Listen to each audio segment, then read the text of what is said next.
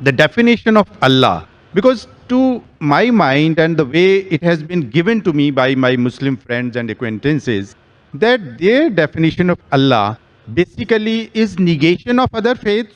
بسم اللہ الرحمن الرحیم۔ السلام علیکم دوستو بہت سے علماء کرام جو دین اسلام کی تبلیغ کا کام کر رہے ہیں، ان علماء میں سے ایک ہستی ڈاکٹر ذاکر نائک صاحب کی ہے جو دین اسلام کی تبلیغ کا کام بخوبی کر رہے ہیں۔ ڈاکٹر ذاکر نائک صاحب کے اجتماعات دنیا بھر میں منعقد ہوتے ہیں، اور ان کے اجتماع کی خاص بات یہ ہے کہ وہ اپنے ہر اجتماع میں لیکچر کے بعد سوال و جواب کا سیشن رکھتے ہیں تاکہ جن لوگوں کو دین اسلام کے متعلق جو غلط فہمیاں ہیں ان کو دور کر سکیں اور ان لوگوں کو دین اسلام کی طرف راغب کیا جائے۔ ڈاکٹر ذاکر نائک صاحب سے سوال پوچھنے کے لیے دنیا بھر سے لوگ تشریف لاتے ہیں اور ان سے مختلف طرح کے سوالات پوچھتے ہیں۔ ڈاکٹر ذاکر نائک صاحب سے اجتماع میں سوال پوچھنے کے لیے ایک سکھ آیا، جس نے آتے ہی ڈاکٹر ذاکر نائک صاحب سے کہا کہ میں سوال پوچھنے سے پہلے انتظامیہ کا شکر گزار ہوں کہ وہ آپ کے اجتماع کو آرگنائز کر رہی ہیں۔ اس شخص نے کہا کہ مسلمانوں کے ساتھ میری بہت زیادہ بات چیت ہوتی ہے کیونکہ میرا ابتدائی بچپن اور جوانی انہی کے درمیان گزری تھی۔ اس شخص نے کہا کہ ایک سوال ہمیشہ سے مجھے سمجھ میں نہیں آیا، وہ یہ ہے کہ اللہ تعالیٰ کی تعریف کیا ہے؟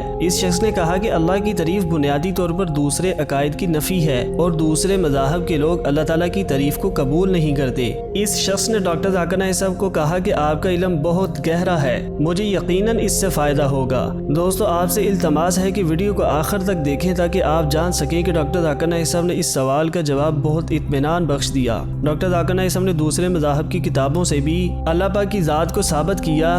ڈاکٹر ذاکر نائک صاحب کا یہ جواب سننے کے بعد بہت سے غیر مسلم بھی یہ سوچنے پر مجبور ہو جائیں گے کہ صرف اللہ ہی عبادت کے لائق ہے۔ آپ یہ سب کچھ ویڈیو کو آخر تک دیکھ کر ہی جان سکیں گے۔ ڈاکٹر ذاکر نائک صاحب نے مائکرو فون کے سامنے آتے ہی فرمایا کہ بھائی نے بہت اچھا سوال کیا ہے۔ بھائی جاننا چاہتے ہیں کہ اسلام میں اللہ کی تعریف کیا ہے اور یہ دوسرے عقائد کی تعریف سے متصادم ہے۔ ڈاکٹر ذاکر نائک صاحب نے فرمایا اس سوال کا بہترین جواب ایک مسلمان قرآن پاک سے دے سکتا ہے۔ اللہ تعالیٰ قرآن پاک کی سورہ اخلاص میں فرماتا ہے، جس کا ترجمہ ہے، آپ کہہ دیجئے کہ وہ اللہ تعالیٰ ایک ہے، اللہ تعالیٰ بے نیاز ہے، نہ اس سے کوئی پیدا ہوا اور نہ وہ کسی سے پیدا ہوا اور نہ کوئی اس کا ہمسر ہے۔ ڈاکٹر ذاکر نائک صاحب نے فرمایا کہ اللہ تعالیٰ کی یہ 4 لائن کی تعریف اللہ تعالیٰ نے قرآن پاک میں دی ہے۔ ڈاکٹر ذاکر نائک صاحب نے فرمایا کہ میں آپ کو ایک مثال دے کر سمجھاتا ہوں۔ مثال کے طور پر کچھ انسان ایسے بھی ہیں جو کہتے ہیں کہ بھگوان رجنیش خدا ہے، لیکن ایک دفعہ سوال و جواب کے سیشن میں ایک ہندو نے مجھے بتایا کہ ہندو بھگوان وشنو کو خدا نہیں مانتے۔ ڈاکٹر ذاکر نائک صاحب نے فرمایا کہ سورہ اخلاص کی 4 لائنوں کے ذریعے بھگوان رجنیش کا ٹیسٹ کرتے ہیں۔ سورہ اخلاص کی پہلی آیت کا ترجمہ ہے، اللہ ایک ہے، لیکن بھگوان رجنیش صرف ایک آدمی ہے جس نے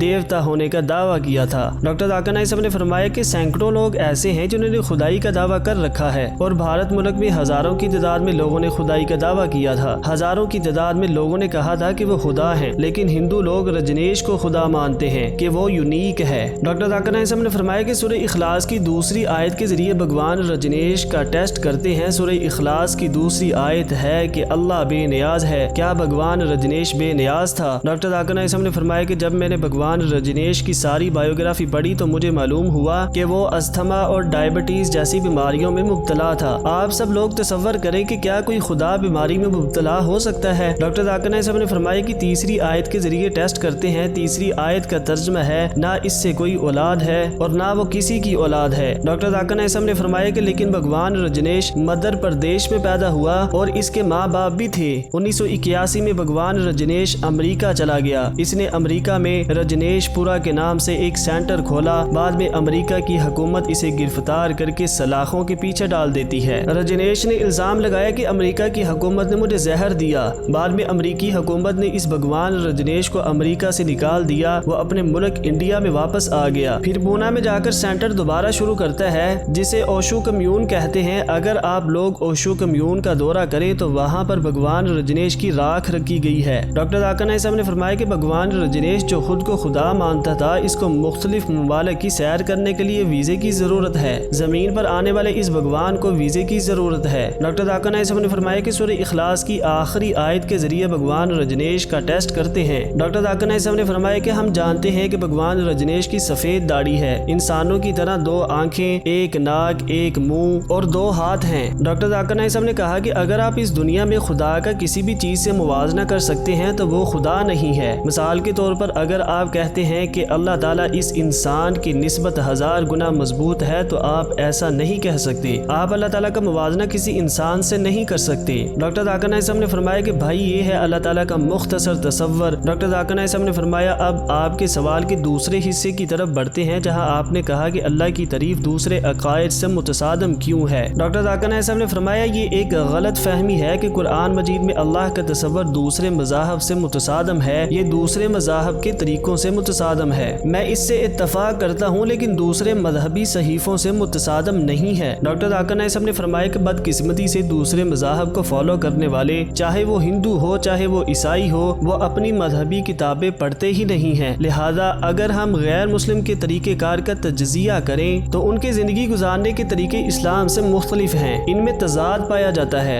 لہذا کسی بھی مذاہب کے لوگوں کا مشاہدہ کر کے خدا کے تصور کو نہ آزمائیں بلکہ ان مذہبی کتابوں سے معلوم کریں کہ ان کی مذہبی کتابوں میں خدا کا تصور کیا ہے۔ ڈاکٹر ذاکر نائک صاحب نے فرمایا کہ مثال کے طور پر اگر آپ اس تصور کو جاننا چاہتے ہیں کہ سکھ کیا ہے، سکھوں کی مذہبی کتاب گرو گرنتا کے پہلے چیپٹر پہلے والیوم پہلی آیت میں لکھا ہے جاپو جی، اس کا مطلب ہے اللہ ایک ہے، وہ سچا ہے، وہ موجود ہے، وہ خوف سے پاک ہے۔ اگر آپ سکھزم کے بارے میں سکھوں کی مذہبی صحیفوں میں پڑھتے ہیں تو وہاں پر جو خدا کا تصور دیا گیا ہے وہی تصور اسلام میں بھی ہے۔ ڈاکٹر ذاکر نائک صاحب نے فرمایا کہ اسی طرح ہندو صحیفوں میں بھی واضح طور پر لکھا ہے کہ اللہ تعالیٰ ایک ہے، اس کے کوئی ماں باپ نہیں ہیں۔ ڈاکٹر ذاکر نائک صاحب نے ہندو صحیفوں کی مختلف آیت کا حوالہ دے کر ثابت کیا کہ اللہ تعالیٰ ایک ہے، اس کی کوئی تصویر نہیں ہے، کوئی فوٹوگرافی نہیں ہے، کوئی بت نہیں، کوئی مجسمہ نہیں ہے۔ ڈاکٹر ذاکر نائک صاحب نے فرمایا لیکن اس کے باوجود ہندو بت پرستی کرتے ہیں۔ ویداس میں بھی کہا گیا ہے کہ اللہ تعالیٰ ایک ہے۔ ویداس ہندوؤں کی تمام مذہبی کتابوں میں سے سب سے اتھینٹک کتاب ہے، لیکن اس کے باوجود ہندو پنڈت بھی بت پرستی کرتے ہیں، وہ اپنی ہی مذہبی کتابوں کو فالو نہیں کرتے۔ ڈاکٹر ذاکر نائک صاحب نے فرمایا کہ اگر بائبل پڑھتے ہیں تو بائبل میں بھی جو کہا گیا ہے وہ اسلام سے میچ کرتا ہے، لیکن اس کے باوجود زیادہ تر کرسچن کہتے ہیں کہ حضرت عیسیٰ علیہ السلام نے خدائی کا دعویٰ کیا تھا۔ اگر آپ بائبل پڑھتے ہیں تو بائبل کی ایک آیت بھی ایسی نہیں ہے جس میں حضرت عیسیٰ علیہ السلام نے کہا ہو کہ میں خدا ہوں یا میری عبادت کرو۔ ڈاکٹر ذاکر نائک صاحب نے بہت سی آیت کا حوالہ دے کر ثابت کیا کہ حضرت عیسیٰ علیہ السلام ایک پیغمبر ہیں، وہ خدا نہیں ہیں اور انہوں نے خدائی کا دعویٰ نہیں کیا ہے۔ ڈاکٹر ذاکر نائک صاحب نے فرمایا لیکن اس کے باوجود کرسچن یقین نہیں کرتے کہ حضرت عیسیٰ علیہ السلام ایک نبی ہیں، وہ عیسیٰ علیہ السلام کو خدا مانتے ہیں۔ ڈاکٹر ذاکر نائک صاحب نے فرمایا کہ ہندوازم، سکھزم، کرسچینٹی سارے مذاہب کی کتابوں میں لکھا ہے کہ اللہ تعالیٰ ایک ہے، صرف وہی عبادت کے لائق ہے، اس کی کوئی تصویر، کوئی مجسمہ، کوئی بت نہیں ہے۔ ڈاکٹر ذاکر نائک صاحب نے فرمایا کہ مجھے امید ہے کہ آپ کو آپ کے سوال کا جواب مل گیا ہوگا۔ دوستو ڈاکٹر ذاکر نائک صاحب نے اپنا جواب یہاں پر مکمل کر دیا تھا۔ دوستو ہم آپ کے لیے ڈاکٹر ذاکر نائک صاحب کی انگریزی زبان میں کی گئی گفتگو کا اردو ترجمہ لاتے ہیں، تو آپ سے گزارش ہے کہ چینل کو ضرور سبسکرائب کر لیں۔ ملتے ہیں نیکسٹ ویڈیو میں۔ اللہ حافظ۔